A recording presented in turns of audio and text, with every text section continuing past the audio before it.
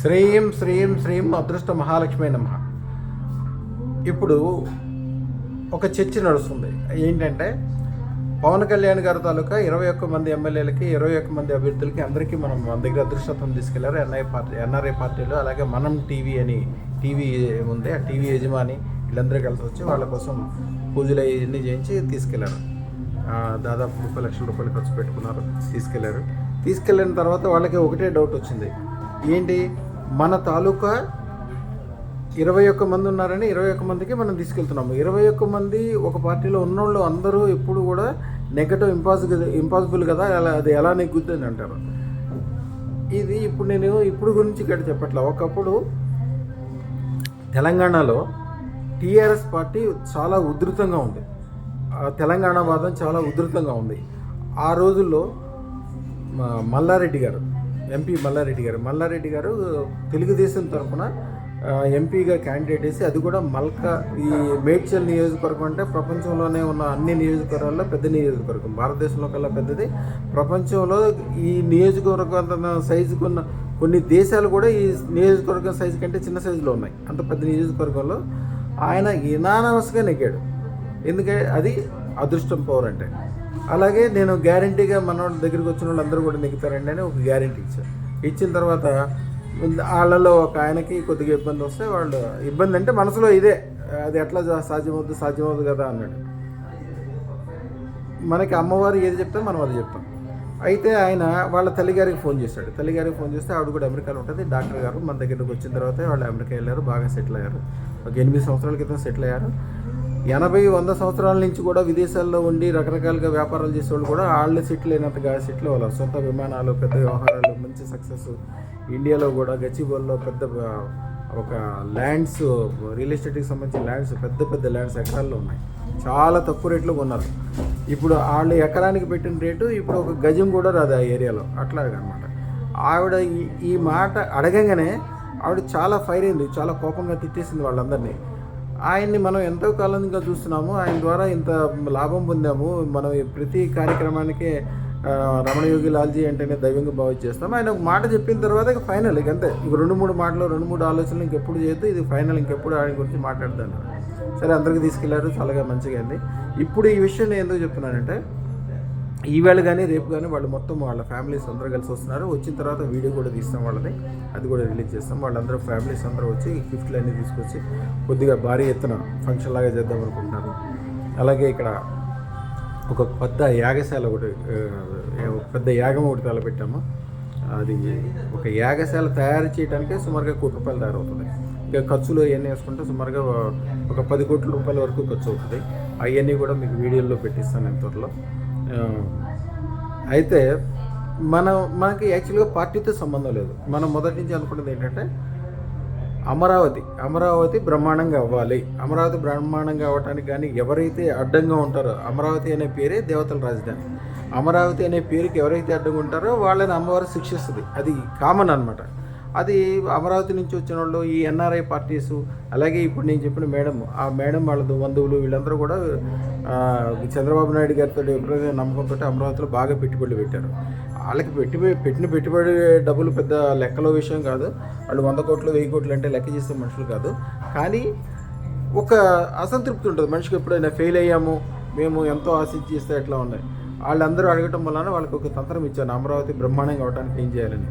వాళ్ళకి మనం ఇచ్చింది ఒక 10 మందికి మాత్రమే ఇచ్చి ఉంటాం, కానీ వాళ్ళు ఒకరికి చెప్పుకుని 100 మంది 1000 మంది తయారయ్యి అందరూ బ్రహ్మాండంగా చేసుకున్నారు.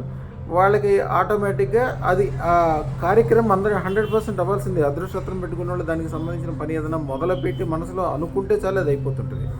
అలాగే మరి వైఎస్ఆర్సీపీ పార్టీ నుంచి కూడా కొంతమంది ఉంటారు కదా, వారు ఎవరైతే ఉన్నారో, ఉదాహరణకి బాల నాగిరెడ్డి గారు మంత్రాలయం నుంచి ఎమ్మెల్యే గారు, వాళ్ళ అన్నదమ్ములు కూడా ఎమ్మెల్యేలు ఉంటారు.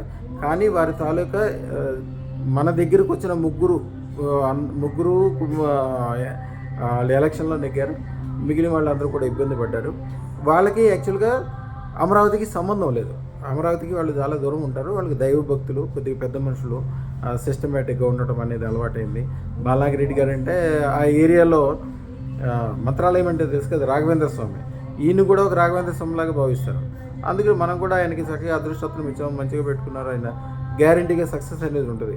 ఇక మనిషికి మంచి చెడ్డ వ్యవహారము వ్యాపారాలు అంటే పార్టీకి సంగతి సంబంధం లేదు. వాళ్ళ వరకు మాత్రం వాళ్ళు నెగ్గాల్సిందే. మనకి ఎప్పుడు పార్టీలతో సంబంధం ఉండదు. మన దగ్గరికి వచ్చిన వాళ్ళు ఎవరైనా సరే, ఆ రోజు రోసి గారి దగ్గర నుంచి ఈ రోజు మల్లారెడ్డి వరకు ఎవరైనా సరే ఇంట్లోంచి ₹1 కూడా బయటికి తీసుకెళ్ళకట్లా. బయట నుంచి డబ్బులు వస్తాయి, పేరు ప్రతిష్ట, ఇలా 10 మందికి ఉపకారం చేయగలుగుతారు, మంచి పేరు తెచ్చుకుంటారు, కులానికి ఊరికి దేశానికి కూడా పేరు తెస్తారు. వాళ్ళ వలన ఎంతోమంది బాగుపడతారు. అన్ని రకాలుగా మంచి జరుగుతుంటుంది. అందరూ ఏమనుకుంటారంటే మన ఇంట్లో డబ్బులు తీసుకెళ్ళి రాజకీయాల్లో పెట్టాలనుకుంటారు. అది చాలా చాలా తప్పు. మీరు ప్రజలకి డబ్బు కాదు పెట్టాల్సిందే, ప్రజలకు మీరు పెట్టాల్సిందే మీ శక్తి, తెలివి, బుద్ధి. మీరు మీ తెలివి, మీకున్న తెలివి వేరే వాళ్ళకు ఉండదు. ఆ తెలివి శక్తి వాళ్ళ కోసం హెచ్చించండి చాలు. డబ్బులు వాళ్ళే పెట్టుకుంటారు, వాళ్ళే బాగా సంపాదించుకుంటే మీకు ఎలక్షన్ వచ్చినప్పుడు కావాలంటే 100 కోట్లు కూడా తీసుకొచ్చి పెట్టగలుగుతారు.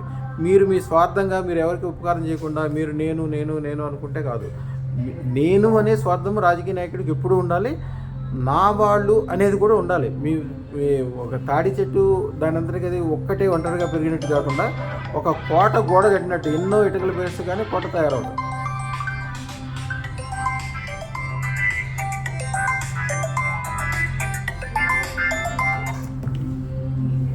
ఒక కోట కట్టినట్టుగా, ఒక మేడ కట్టినట్టుగా, ఒక ఉద్యానవనం తయారైనట్టుగా మీరు కాకుండా మీ చుట్టుపక్కల ఉన్న వాళ్ళు కూడా బాగుపడాలి. మీ పేరు చెప్తే చూడు, ఒక్కసారి అందరూ ఉప్పెనలాగా వచ్చి మీ దగ్గరకు వచ్చి పడి మీకు అడ్డంగా నిలబడి మీకు కావాల్సిన ఉపకారం చేయడానికి, మీ వెనకాల మీకోసము వాళ్ళకి రక్తం ధారపోయడానికి కూడా రెడీగా ఉండాలి. ఎందుకంటే వాళ్ళ మనసులో ఏదో టైంలో ఆయన వల్లనే కదా మనం ఎంత బాగుపడ్డాము, మనకి ఇంత మంచిగా అయింది, మన పిల్లలు ఇంత మంచిగా అయ్యారు. మీరు ఏదో చేసేది చిన్న సాయమే చేయాలి. ఆ చిన్న సాయము వాళ్ళందరికీ వాళ్ళు చేయలేరు. మీరు చేయగలిగే శక్తి సామర్థ్యాలు ఉంటాయి. అందుకని రాజకీయ నాయకులకు ఎప్పుడు మేము చెప్పేది అదే, డబ్బులతోటి సంబంధం లేదు. డబ్బులు ఇంటికి తీసుకురావాలి. ఎందుకంటే మీ ఇంట్లో డబ్బులు బయటికి తీసుకెళ్ళకూడదు.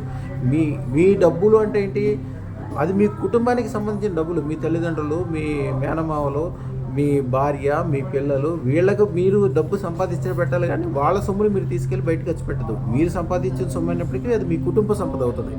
కుటుంబ సంపద ఎప్పుడు ఖర్చు పెట్టకూడదు. బయట నుంచి వచ్చినాయి ఒక పెట్టుకోవాలి. మేము స్టాండర్డ్గా అందరికీ చెప్పేది అదే. నా దగ్గర ఉండే వాళ్ళు సుమారుగా 3000 మంది పైన రాజకీయ నాయకులు ఉంటారు. అందరూ ఎవ్వరు కూడా ఇంట్లోంచి ₹1 బయటికి తీసుకెళ్ళటం కానీ, వ్యాపార వ్యవహారాల్లో ఈ వ్యాపార వ్యవహారాలు వదిలేసి ఫుల్గా పాలిటిక్స్లో ఉందాం అనుకోవటం కానీ అట్లా ఏముండదు. యాక్చువల్గా ఏ వ్యాపారమైనా వ్యవహారమైనా ఈ పాలిటిక్స్ అయినా 6 నెలలే చేయాలి. 6 నెలల తర్వాత ఆ వ్యాపారమైన వ్యవహారమైనా పాలిటిక్స్ అయినా మీ చుట్టూతో తిరగాలి. అన్ని రకాలుగా మంచిగా జరుగుతుంది. సిస్టమ్ అదృష్ట రత్నం యొక్క అద్భుతాలు చెప్పాలంటే మీరు ఒకసారి యూట్యూబ్ ఛానల్ మాది జాగ్రత్తగా పరిశీలన చేసి చూడండి. ఎంతమంది ఎన్ని విధాలుగా యాక్చువల్గా ఆర్థిక ఇబ్బందులకు తట్టుకోలేక నేను చనిపోదాం అనుకున్న వాళ్ళు కూడా కొంతమంది చనిపోయే హాస్పిటల్కి వెళ్ళి ఆ బెడ్ మీద నుంచి వాళ్ళ స్నేహితులందరూ కొంతమంది నా దగ్గర తీసుకొస్తారు. నా దగ్గర తీసుకొస్తే వాళ్ళ కులము, మతము, జాతి, ఆడ, మగ, చిన్న, పెద్ద దీంతో సంబంధం లేకుండా మళ్ళీ 3 నెలలు అయ్యేసరికి వాళ్ళు బ్రహ్మాండంగా ఫార్చ్యూనర్ కారు కొనుక్కొని మంచి ఇల్లు కొనుక్కొని బ్రహ్మాండంగా అయ్యా బాగా సక్సెస్ అయ్యాను, ఆ క్షణంలో నన్ను బతికిచ్చారు మీరు, ఇట్లా మంచిగా అయితే ఇట్లాంటి ఎన్నో ఉంటాయి దాంట్లో చేసినవి అన్నీ ప్రాక్టికల్ మనుషులు మీ దగ్గర ఉండేవాళ్ళు, మీ వెనకాల ఉండేవాళ్ళు, మీకు సంబంధించిన వాళ్ళు. అదృష్టరత్నం అనేది మీ పెట్టుకోవటం మీరు అదృష్టం కోసం పెట్టుకోవటం అనేది ఒకటి. యాక్చువల్గా మీరు ఒక బాధ్యత. నేను ఇందాక చెప్పాను, డబ్బులైనా, మీరైనా, మీ శరీరమైనా, మీ మనసైనా మీది కాదు, అది సమాజాన్ని, మీ భార్యది, మీ పిల్లలది, మీ తల్లిదండ్రులది, మీకు సంబంధించిన వాళ్ళు, మీకు దండం పెట్టేవాళ్ళు, మీ వెనకాల ఉండేవాళ్ళు, మీ మిత్రులకి అందరికీ సంబంధించిన వాళ్ళు. మీరు ఒక్కళ్ళే మనిషి కాదు, వాళ్ళందరూ కలిస్తేనే మీరు మనిషి అవుతారు. అందుకోసం ఎప్పుడైనా సరే అదృష్టరత్న ధారణ చేయటం అనేది ఒక కంపల్సరీ. ఎందుకని అది పెట్టుకున్న వాళ్ళకి కాలసర్పదోషం ఏర్పడదు. ఆల్రెడీ ఉన్న దోషాలు కానీ, వాళ్ళకుండే ఇబ్బందులు కానీ, టెన్షన్లు కానీ, పితృదోషాలు కానీ, శని దోషాలు కానీ, నాగదోషాలు కానీ, ఎప్పుడు ఏ దోషం ఎప్పుడు ఎటు నుంచి ఎట్లా వస్తుందో తెలియదు. అవన్నీ కూడా దగ్గరికి రావు కాబట్టి ఆ కుటుంబం అంతా బాగుపడుతుంది ఆటోమేటిక్గా. ఇక రెండోది, వాళ్ళు ఏ సందర్భంలో అయినా సరే ఎవరికైనా ఉపకారం చేయగలిగే పొజిషన్లో ఉంటారు. ఇక అనారోగ్యం రాదు. ఒక మనిషికి ఎప్పుడు ఎలా అనారోగ్యం వస్తుందో తెలియదు. మీరు మన కోవిడ్ వచ్చినప్పుడు చూడండి, కొంతమంది పెద్ద మనుషులకి ఈవేళ ఫోన్ చేస్తే మాట్లాడతారు, 3 రోజుల తర్వాత ఫోన్ చేస్తే వాళ్ళ పిల్లలు ఎవరో ఫోన్ ఎత్తి అయ్యా లేరండి చనిపోయారండి అంటారు. అలాంటి సంఘటనలు చాలామంది చెప్తున్నారు నాకు. కానీ మన దగ్గర అదృష్టరత్నం పెట్టుకున్న వాళ్ళు చూడండి, ఎన్ని వేల కాదు లక్షల మంది ఉంటారు. ఒక్కళ్ళు కూడా కోవిడ్ వచ్చింది, జ్వరం వచ్చినట్టు వచ్చింది, వెళ్ళిపోయింది అంతేగాని చనిపోవటం కానీ, ఎక్కువ హాస్పిటల్లోకి వెళ్ళి ఏదో ఆపరేషన్లు చేయించుకోవటము, ఇబ్బందులు పడటము అట్లాంటి వాళ్ళు ఒక్కడు కూడా కనపడరు మీకు. అది అలాంటి తీవ్రమైన దాన్ని కూడా ఖండించేస్తాయి. అలాగే కొన్ని రకాలైన కాలసర్ప దోషాలు ఉంటాయి, మనిషిని పూర్తిగా కుంగదీసేస్తాయి. కుంగదీసి మేము ఒకళ్ళతో వదలదు. మీ తరాలు మీ రాబోయే పిల్లలు, ఆడపిల్లలు, ఇక అనారోగ్యాలు, గ్రహణం ముర్రంటారు. ఈ చాలా రకాలైన ఇబ్బందులు, చాలా రకాల వ్యవహారాలు ఉంటాయి. ఇవన్నీ కూడా రాకుండా చేయగలిగే శక్తి దాంట్లోనే ఉంటుంది. ఇక అదృష్టోత్తరం యొక్క పవర్ 5 రకాలుగా చెప్పుకోవాలి. ఇప్పుడు మనకి ఏంటి, ఫస్ట్ అదృష్టోత్తరం పెట్టుకున్న వాళ్ళు ఎవరైనా సరే వాళ్ళ జీవితంలో అప్పు అనేది చేయరు, స్పష్టంగా కనిపిస్తుంది. ఎందుకంటే వాళ్ళ చెయ్యి ఇప్పుడు పైనే ఉంటుంది, కింద ఉండదు, అవసరమే లేదు వాళ్ళకి. అలాగే అదృష్టోత్తరం పెట్టుకున్న వాళ్ళు ఎప్పుడు స్థిరత్వాన్ని కలిగి ఉంటారు. స్థిరత్వం అంటే సొంత ఇల్లు, సొంత డబ్బులు, సొంత మనుషులు, సొంత వ్యాపారము, సొంత వ్యవహారం. మూడోది, అదృష్టోత్తరం పెట్టుకున్న వాళ్ళు ఎవరినైనా చూడండి, వాళ్ళ జీవితంలో ఏ సందర్భంలో కూడా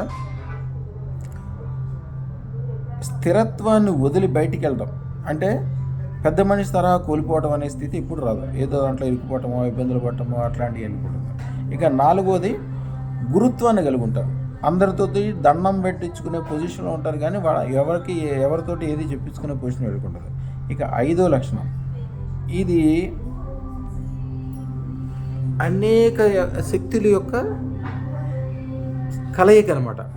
మట్టి పట్టుకుంటే బంగారం అవుతుంటుంది. మీరు, మీ మిత్రులు, మీకు సంబంధించిన వాళ్ళు, మీకు దండం పెట్టేవాళ్ళు, మీరంటే ఇష్టపడేవాళ్ళు, ఆఖరికి చనిపోయిన మీ పితరులు ఉంటారు. పితరులకి సరైన శ్రాద్ధ కర్మలు అందకపోతే వాళ్ళు అక్కడ పైన కూర్చొని శపిస్తూ ఉంటారు. అందుకని అదే పితృదోషాలు అంటాయి. ఎప్పుడైతే మీరు అదృష్టోత్తరం పెట్టుకుంటారో మీ పుణ్యం వలన వాళ్ళు కూడా స్వర్గానికి వెళ్తారు. వాళ్ళు అక్కడి నుంచి దీవిస్తూ ఉంటారు. దాని వలన లాభం. మీరు ఏదైనా ఒక బస్సులో కూర్చున్నారనుకోండి, దానికి ఎంత పెద్ద యాక్సిడెంట్ అయ్యేది ఉన్నప్పటికీ మీరు కూర్చున్న తర్వాత మీరు కూర్చున్నంతసేపు ఆ బస్సుకి యాక్సిడెంట్ కాదు. అంటే అప్పుడు ఏంటి, బస్సులో ఉన్న 100 మంది మీ వల్లనే రక్షణ పడ్డారు కదా, అది కూడా పుణ్యం. ఆ పుణ్యం అంటే మీకు తెలవకుండా కూడా కొన్ని వేల రకాల పుణ్యాలు మీకు దగ్గరికి చేరుకుంటూ ఉంటాయి. అందుకని ఎప్పుడు కూడా అదృష్టోత్తరం ధారణ చేసేటప్పుడు మంచి చేతి నుంచి తీసుకోవాలి. ఇచ్చేవాళ్ళు ధనవంతులై ఉండాలి, గొప్పవాళ్ళు ఉండాలి, శాస్త్రం తెలిసిన వాళ్ళై ఉండాలి, నిత్య పూజ చేసేవాళ్ళు ఉండాలి, మాంసాహారం ఎప్పుడు ముట్టని వాళ్ళై ఉండాలి, అన్ని విద్యలు వేదంగాలన్నీ తెలిసి ఉండాలి, అవి పాటిస్తూ ఉండాలి. ఇవన్నిటికంటే వాళ్ళ చెయ్యి మంచిదే ఉండాలి. ఇప్పుడు నేను గర్వంగా అందరికీ చెప్తుంటాను, నేను అక్షయ తిథి రోజు పుట్టాను. అక్షయ తిథి రోజు నేను పుట్టడానికి నేను చేసిందే లేదు కదా, దైవం ఒక కార్యక్రమం అనుకున్నారు, దాని ప్రకారం నేను అక్షయ తిథి రోజున పుట్టాను. అలాగే నేను చేసింది ఏంటంటే అక్షయ సిద్ధి పొందాను. అక్షయ సిద్ధి పొందడం అనేది కొద్దిగా మామూలు వాళ్ళకైతే 30-40 సంవత్సరాలు పట్టుద్ది. నేను 3.5 సంవత్సరాల్లోనే నా సిద్ధి పొందాను. ఎందుకంటే నేను అక్షయ తిథి రోజు పట్టుకోవడం వల్ల నాకు ఆల్రెడీ ఆ శక్తి ఉంటుంది. ఆ అక్షయ సిద్ధి అనేది మాకు వేద పాఠశాలలో నేర్పారు కాబట్టి సిద్ధి పొందాను, ప్రాక్టీస్ చేశాను. మన చేతితో ఎవరైనా రూపాయి బిళ్ళ తీసుకున్నా, మన చేతితో బొట్టు పెట్టించుకున్నా, మనకు దండం పెట్టినా, నా ఫోటో ఫోన్లో పెట్టుకున్నా, నాకు సంబంధించిన ఏది చేసినా కూడా ఆ రోజే ఉన్న కాలసర్ప దోషాలు, శని దోషాలు, ఇబ్బందులు అన్నీ తొలగిపోయి అప్పటి నుంచే మంచి స్టార్ట్ అయిపోద్ది. అప్పటికప్పుడే వాళ్ళ మైండ్ మీద ఉన్న ఒక కొండరాయి తీసి బయట పారేసినట్టు, ఒక నందివర్ధనం పువ్వు, తెల్లగా చల్లగా ఉండే నందివర్ధనం పువ్వు చక్కగా ఐస్లో పెట్టి తీసిన తర్వాత మైండ్లో పైన పెడితే, పెద్ద పువ్వు పెడితే ఎంత హాయిగా చక్కగా ఉంటుంది, అట్లా మైండ్ కూడా అంత మంచిగా తయారైపోతుంది. మట్టి పట్టుకుంటే బంగారం అవుతుంటుంది. రోజు పొద్దున్నే లేగంగానే డ్యాన్స్ చేయాలనిపిస్తుంది. ఎందుకంటే వీళ్ళు ఏ పని చేసినా సక్సెస్ అవుతుంటుంది. మట్టి పట్టుకుంటే బంగారం అవుతుంది. ఎక్కడికి వెళ్ళండి, ఏం చేయండి, అన్నీ సక్సెస్ అవుతాయి. నా దగ్గర అంతకుముందు మేస్త్రులుగా పనిచేసిన వాళ్ళు, వడ్రంగి మేస్త్రులు, చిన్న వ్యాపారస్తులు, ఏమీ లేకుండా కూలి పనిచేసిన వాళ్ళు, లేకపోతే ఏదైనా ఎలక్ట్రీషియన్ దగ్గర వర్కర్గా పనిచేసిన వాళ్ళు, వీళ్ళందరూ నా దగ్గరకు వచ్చిన వాళ్ళు ఇప్పుడు పెద్ద కాంట్రాక్టులు, పెద్ద బిజినెస్లు, ఏదైనా ఒక గుడికి విరాళం ఇద్దామంటే ₹1 కోటి ఇచ్చే పొజిషన్ ఉన్నవాళ్ళు. వాళ్ళ కుటుంబం, వాళ్ళు తిరిగే కార్లన్నీ ₹2 కోట్ల కార్లు. ఈ మధ్యన చిరంజీవి గారికి ఉన్నారు. ఇప్పుడు నేను దగ్గరికి వచ్చే వాళ్ళందరికీ అయ్యే కార్లు ఉంటాయి, పాత వాళ్ళందరికీ. వెల్ఫేర్ ఏదో ఉంది ఆ కారు మీద, ఆ కార్లు వేసుకుని తిరుగుతారు. వాళ్ళు కాకుండా వాళ్ళ పక్కన వాళ్ళు కూడా బాగుపడతారు. వాళ్ళకి దండం పెట్టేవాళ్ళు, వాళ్ళ ఇంటి ఇష్టం ఉండేవాళ్ళు, వాళ్ళకి సంబంధించినవి. ఆ రోజు వరకు ఆగిపోయిన ప్రాజెక్టులు వీళ్ళు మొదలు పెట్టగానే స్టార్ట్ అయిపోతాయి. శుభం భూయాత్.